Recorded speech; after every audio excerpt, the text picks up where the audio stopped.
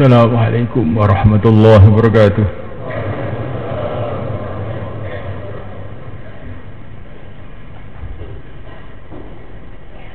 Innal hamdalillah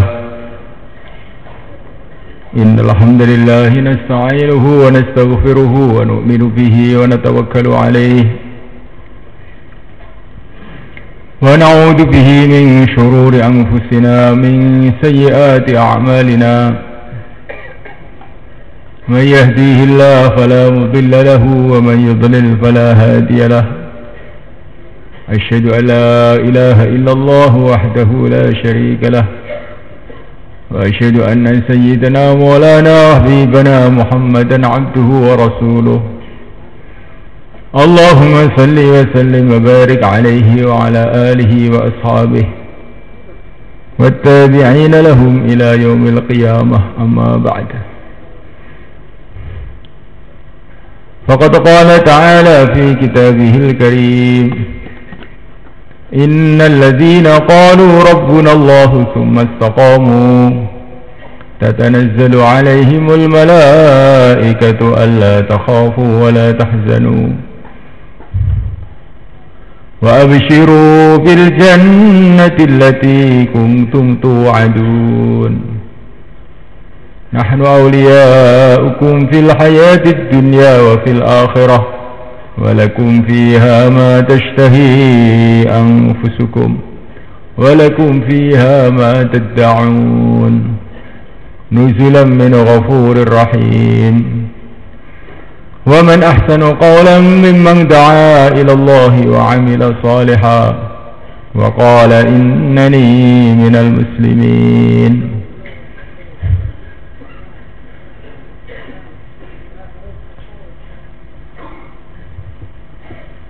Hadirin yang dimuliakan Allah SWT, Allah Subhanahu wa Ta'ala yang telah mendatangkan kita ke dunia ini. Bukan kita datang sendiri, Allah lah yang telah mendatangkan kita ke dunia ini. Allah pula yang telah mendatangkan ayah kita, ibu kita, nenek-nenek kita, kakek-kakek kita ke alam dunia ini. Kita didatangkan oleh Allah SWT ke alam dunia ini dengan satu tanggung jawab yang besar, sehingga digambarkan dalam Al-Quran bahwasanya tanggung jawab yang dibebankan oleh Allah SWT kepada manusia ini begitu besarnya,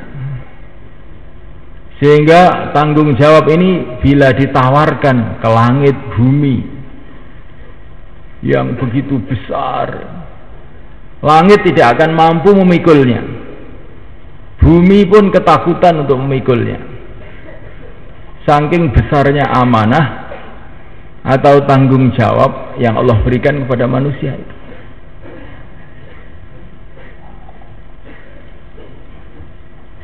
Dimuliakan Allah SWT, apakah tanggung jawab itu?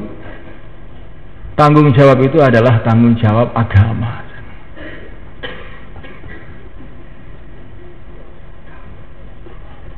Dimuliakan Allah Ta'ala, tanggung jawab agama ini begitu besar.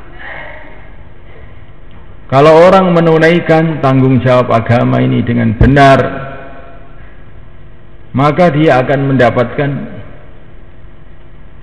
kemuliaan yang besar yang tidak bisa dibayangkan.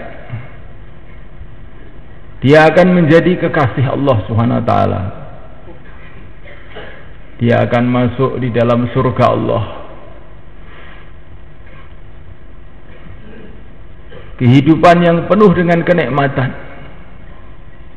aisyatun radiyah, kehidupan yang memuaskan, badannya memuaskan, tidak akan sakit selama-lamanya, tidak akan tua selama-lamanya, hatinya memuaskan, tidak akan sedih selama-lamanya, temannya memuaskan, temannya adalah para nabi, para rasul, para wali-wali Allah. Tempatnya memuaskan, tidak ada cacat sedikit pun. Istana-istana dari emas, dari intan, sungai-sungai dari susu, dari madu. Tambah hari tambah indah, tambah hari tambah indah. Tambah hari tambah nikmat, tambah hari tambah nikmat. Wa ridwanum minallahi akbar. Ridha Allah lebih besar lagi dari semuanya itu. Ini kalau orang itu bisa menjaga amanah tanggung jawab agama yang telah Allah berikan kepada dia. Dia menjadi orang yang begitu mulia, sangat-sangat mulia. Kalau kemuliaan seluruh raja-raja, seluruh orang-orang kaya, seluruh tokoh-tokoh, seluruh orang-orang hebat dikumpulkan menjadi satu, dilipat gandakan juta-juta kali pun tidak ada apa-apanya dibandingkan kemuliaan yang disediakan oleh Allah untuk orang yang memegang amanah agama ini.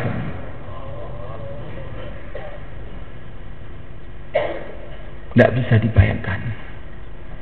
Tetapi sebaliknya juga Subhanahu wa ta'ala, kalau manusia ini tidak memegang amanah agama ini, maka di dunia yang sebentar ini dia akan senantiasa dalam keresahan, kebingungan, kegundahan. Walaupun seluruh hiburan didatangkan, tapi hatinya tidak akan pernah bisa tenang. Walaupun seluruh harta semua didatangkan, hatinya tidak pernah. Nah, oleh karena Allah SWT, belum lagi nanti di akhirat dia akan mengalami kesusahan, tambah hari tambah susah, tambah hari tambah susah, selama-lamanya. Inilah tanggung jawab kita. Jadi jangan sampai kita ditipu oleh syaitan. Saya ini kan orang biasa. Untuk apa susah-susah memikirkan agama? Saya ini bukan kiai, bukan ustadz, bukan syuro, bukan apa-apa. Saya ini kan cuma petani. Untuk apa kok nemen-nemen mikirnya agama lho, gopo. Ini tipuan daripada syaitan untuk menghancurkan kita sehingga kita akan menyesal selama-lamanya. Seluruh manusia tanpa kecuali, bangsa mana saja, pangkatnya apa saja, pekerjaannya apa saja, apa dia petani, apa dia pedagang, apa dia rakyat, apa dia presiden, apa dia raja, apa dia kuli, semua mendapatkan amanah yang sama dari Allah SWT, yaitu amanah agama ini. Yang bila dia pegang ini amanah dengan betul-betul, dia akan mendapatkan kemuliaan yang tidak ada taranya, tidak ada ukurannya, nggak ada habisnya. Semua cita-citanya akan diberikan oleh Allah.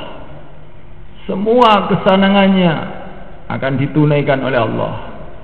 Walakum fiha ma tashtahi anfusukum walakum fiha ma tad'un. Semua yang dia cita-citakan, semua yang dia inginkan akan diberi oleh Allah. Nah, oleh karena Allah sebaliknya, kalau orang tidak memegang amanah agama, seluruh kesusahan akan datang.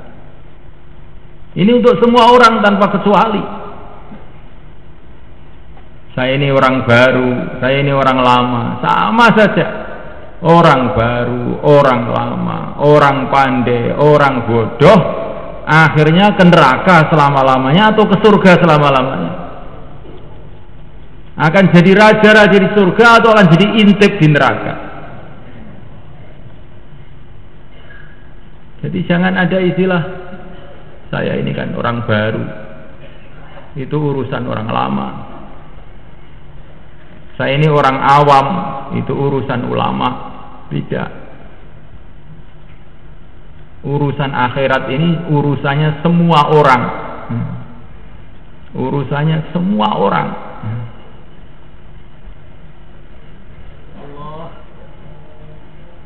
Tanpa kecuali. Saya ini sibuk, walaupun kamu sibuk, akhirnya kalau kamu tidak memegang agama, ya ke sana, ke tempat neraka namanya. Saya ini sibuk, saya ini sakit, nggak ada alasan. Sakit, sibuk, repot, nggak ada waktu. Malaikat Israel tetap ada waktu untuk nyabut nyawa kamu. Tidak pernah sibuk, sehingga tidak ada kesempatan untuk nyabut nyawa kita. Maka seorang ulama memberikan nasihat, boleh saja kamu tidak memperhatikan agama, tapi pakai syarat, kamu jangan tinggal di bumi Allah. Boleh saja kamu tidak memperhatikan agama, tapi pakai syarat, kalau Israel datang, kamu harus bisa menolak dia, jangan sampai dia bisa menyabut nyawa kamu. Boleh saja kamu tidak memperhatikan agama, pakai syarat, kalau kamu sabar di neraka. Kita ini dengan gangguan nyamuk saja tidak sabar. Dengan gangguan nyamuk saja tidak sabar. Dengan teriknya matahari di dunia aja tidak sabar. Bagaimana semalakan Allah Ta'ala kalau kita bergumul dengan kelabang-kelabang kalajengking yang sebesar kuda, beribu-ribu tahun. Nah, olehkan Allah SWT kita tidak bisa membayangkan. Kita ini disuruh duduk di kamar yang enak, dikunci 1 bulan, kita nggak akan mampu, kita akan resah, susah. Bagaimana kalau dikunci di neraka bertahun-tahun, beribu-ribu tahun? Nah, olehkan Allah SWT, maka kesusahan-kesusahan dunia ini tidak ada apa-apanya dibanding kesusahan di neraka.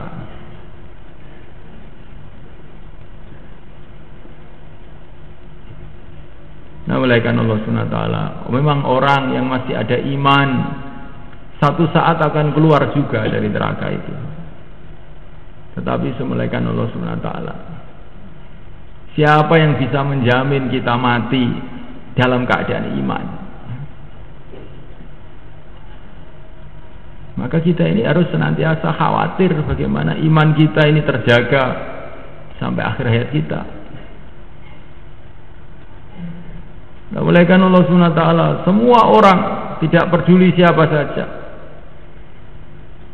kalau dia memegang amanah agama ini, akan mendapatkan kemuliaan, kebahagiaan. Nabiullah Daud alaihissalam mengatakan, kurang lebih maknanya, seumpama kamu tahu surga, seumpama kamu pernah melihat surga, tentu tulang-tulang kamu akan lepas satu persatu karena rindu kepada surga. Saking indahnya surga itu. Begitu juga seumpama kamu tahu keadaan neraka, tentu daging-daging kamu akan lepas satu persatu karena ketakutan melihat neraka itu. Inilah tanggung jawab, tanggung jawab seorang anak manusia. Dan kita ini memang sudah ditakdirkan oleh Allah jadi manusia, kita tidak bisa mengelak, tidak bisa lari. Memang sudah takdir kita jadi manusia, harus kita hadapi perkara ini. Maka bagaimana supaya kita ini bisa memikul amanah ini dengan baik? pertama kali harus meluruskan keyakinan. Luruskan keyakinan atas la ilaha illallah. Yang berhak disembah hanya Allah. Yang berhak disembah hanya Allah. Yang berkuasa hanya Allah. Makhluk tidak bisa apa-apa. Makhluk yang besar, makhluk yang kecil, makhluk yang mati maupun makhluk yang hidup, semua tidak bisa apa-apa tanpa Allah. Baginda Nabi mengatakan pada seorang sahabatnya, "Ya ghulam, hai anak muda, seumpama seluruh makhluk ini berkumpul menjadi satu untuk mendatangkan bahaya kepada kamu, tidak bisa kecuali dengan perkara yang telah ditentukan oleh Allah buat kamu. Begitu juga bila seluruh makhluk, manusia, jin, malaikat, raja-raja, rakyat, golongan-golongan, semua berkumpul menjadi satu untuk mendatangkan manfaat buat kamu, tidak bisa kecuali dengan perkara yang telah ditentukan oleh Allah buat kamu. Ini keyakinan ini harus lurus. Selagi keyakinan ini belum lurus, kita tidak mungkin punya amalan yang lurus. Kalau kita sudah punya keyakinan bahwa semua hanya Allah yang berkuasa, raja-raja tidak berkuasa, yang berkuasa adalah yang menciptakan raja-raja.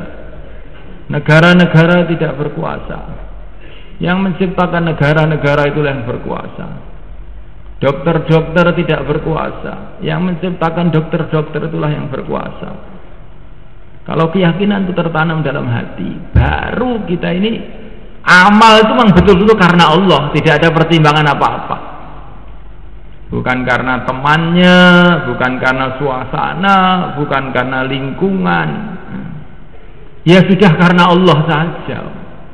Yang selain Allah itu nggak bisa apa-apa. Tapi kalau kita ini keyakinan tidak lurus, kelihatannya amal, hakikatnya tidak amal, cuman ikut-ikutan amal. Kalau orang keyakinannya tidak lurus, hakikatnya tidak amal, ikut-ikutan amal, tidak ada nilainya amalannya itu apa-apa. Karena amalannya mesti pertimbangan, isin karo kono, isin karo kene. Pertimbangannya adalah makhluk, tidak pernah punya amalan yang ikhlas semata-mata karena Allah,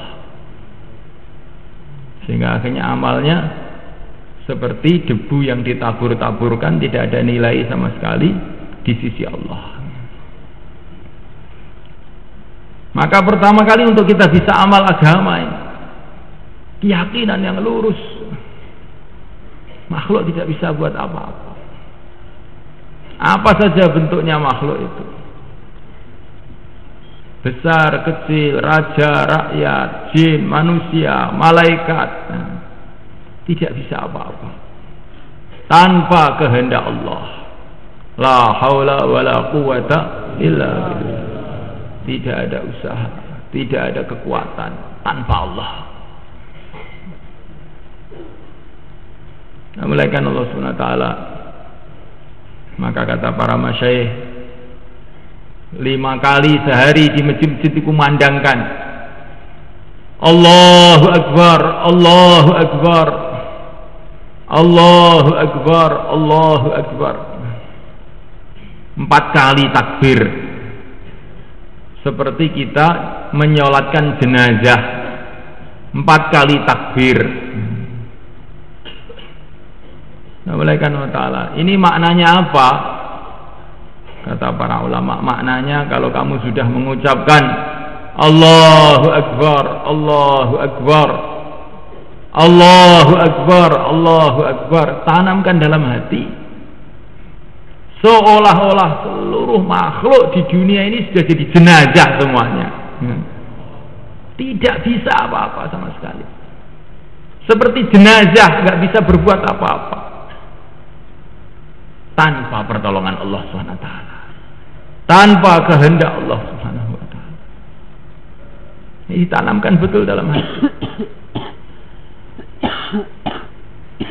Makhluk apa saja, nggak bisa apa-apa tanpa Allah SWT. Nabi mengatakan kepada Sayyidina Umar, bagaimana nanti Umar kalau kamu menghadapi malaikat mungkar dan nakir?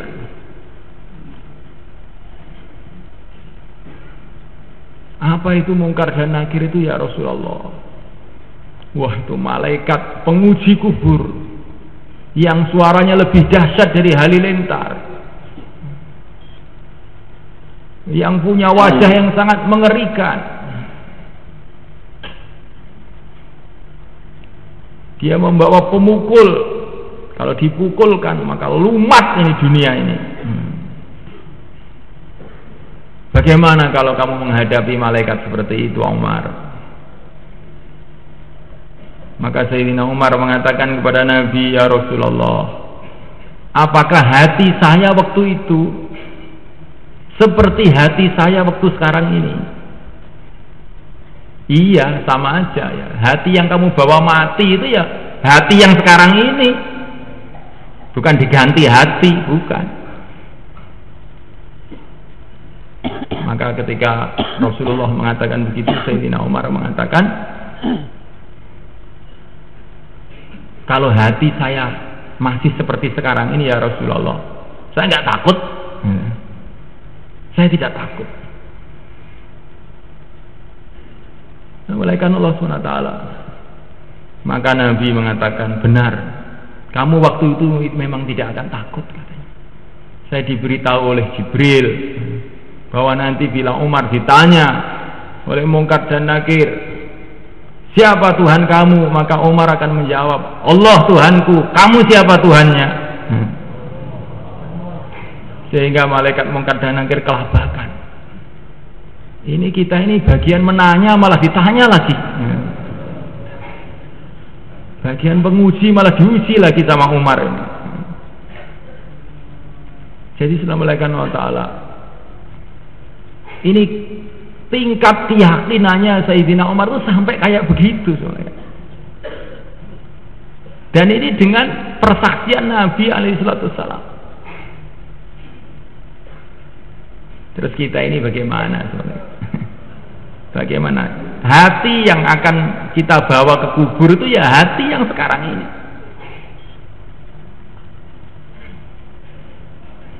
Sekarang kita ini Assalamualaikum warahmatullahi wabarakatuh. Apalagi menghadapi malaikat Mungkar dan Nakir, menghadapi tim taskil saja sudah keder ya. Ya. Coba kita pikirkan bagaimana keadaan iman kita ini. Jadi Assalamualaikum Allah SWT meluruskan keyakinan. Bagaimana meluruskan keyakinan? Ini masalah keyakinan ini harus kita ulang lagi, bicarakan lagi dan lagi. Perbanyaklah membicarakan La ilaha illallah. Kata dibicarakan lagi dan lagi. Kemudian didakwahkan. Karena menurut pengalaman orang-orang dulu, kalau kita ini mendakwahkan keyakinan kepada orang lain, maka kita sendiri keyakinannya akan meningkat. Wa man jahada fa innama yujahidu li nafsihi. Orang itu kalau berjuang, baliknya itu pada dirinya sendiri. Barokah perjuangannya itu pada dirinya sendiri. Kalau dia memperjuangkan, berjuang bagaimana umat ini imannya meningkat, maka dia sendiri imannya akan meningkat. Jadi dakwah itu Subhanahu wa ta'ala, prinsipnya itu bukan untuk orang lain, tapi untuk memperbaiki keyakinan kita sendiri.